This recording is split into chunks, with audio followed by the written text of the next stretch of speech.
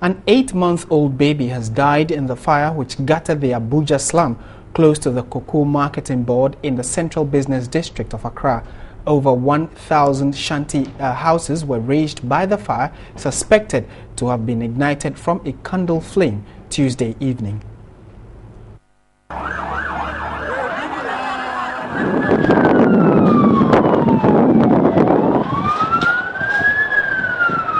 Officials from the Ghana National Fire Service could not immediately ascertain the cause of the fire. We have light off since from morning, so we don't have light here.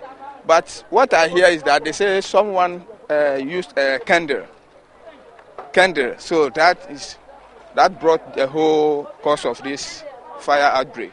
The fire service reportedly began dousing the flames around 8 p.m. but faced difficulty in accessing the affected area.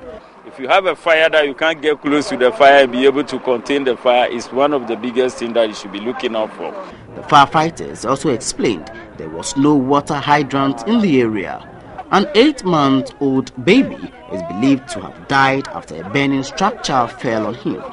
Several residents, in the face of danger, tried to salvage their belongings. This is the second time the Abuja slum has been hit by fire. And that story broke last night, and the fire service, we are told, struggled to kill the fire or douse the flame. And we've been joined on the line by the head of public relations for the Ghana National Fire Service, Billy Anaglate. Good afternoon, sir. Thank you for joining us. Yeah, good afternoon. I'm actually the Deputy National Public Relations Officer. All right, thanks for the correction. Have you been able to establish the cause of last night's fire? Yes, I wouldn't say yes because investigations are still ongoing. We just initiated the investigations last night during the firefighting where few information have been gathered. We are following up this morning to see if we'll be able to get additional information that could lead to enable us unravel the cause of it. Few information that we were even gathered yesterday were when the people were saying that it was a candle that was used that has caused it. That was just an information we have gathered. It has nothing to do with our investigation. We will continue with the investigation until we are able to determine the exact cause of the fire.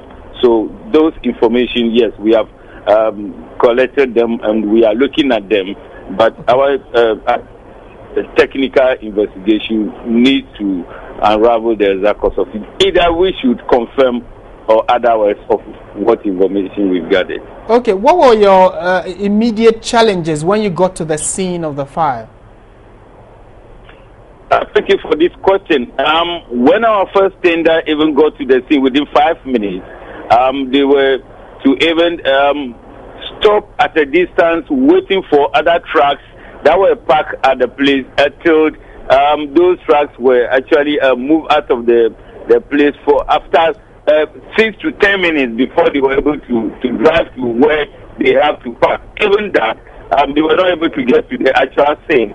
They were forced to park at the periphery because of the hazard nature structures were positioned that they can't get to the scene. That have been the difficult challenges that we had yesterday. We were only fortunate that the fire service had a turntable ladder that enabled us to fight the fire from high, where we were able to use the turntable ladder. In spite of that, we have to lay several lengths of delivery hoses because of the distance, and that has affected our water supply. It has reduced the volume of the water that we send there in our tenders to fight it. Because if we lay about 5 delivery hoses, each delivery hose would retain about 20 gallons. That is multiplied by the number in 5 or 10, will actually reduce the capacity of the tenders that could have in full take about 15 minutes before the water is exhausted. Now you have retained a lot in the hoses, so it has also affected our water supply. That the tenders have to move from the fire ground and our tankers instead of water in the tarmac. That have been some of the challenges that we had yesterday. And finally, before we allow you to go, we have had several fires in the past. This is not a new thing to us, and we are hoping and praying that it doesn't recur. But a number of reports and committees that were set up have not been made known to the public, and so still we have issues coming up, and we do not know how to, how we have, as a nation, come up with solutions to them. Have some of these reports indicated why we still have market fires and slum fires, and what are the probable solutions to preventing them? Well, actually, thank you once again. But then saying that the outcome of the investigative report are not made public, I believe that that is not correct, in the sense that quite recently the chief officer took the turn to come out, call a press conference and come out with all other fires that have been investigated in the past, and people were talking of lack of having the outcome. He was able to spell out the causes of all that. However, fire investigative report, the outcome is actually used in various ways. One, it is to inform the policy direction that any government will be taking in terms of reducing fires and in terms of firefighting and the equipment in fighting the fires. So we also use people know that if you are in a certain environment, certain activities that you might be having within that environment will lead to fire outbreak based on the investigation that we've conducted. So that is exactly what we do. To also say that before fire investigative report will only be able to unravel the cause of the fire, but recommendations are made in the risk assessments that we do to ensure that fires do not occur. That was where we come up with our recommendations as to a lack of accessibility in certain areas, lack of hydrant to supply water during firefighting. Right.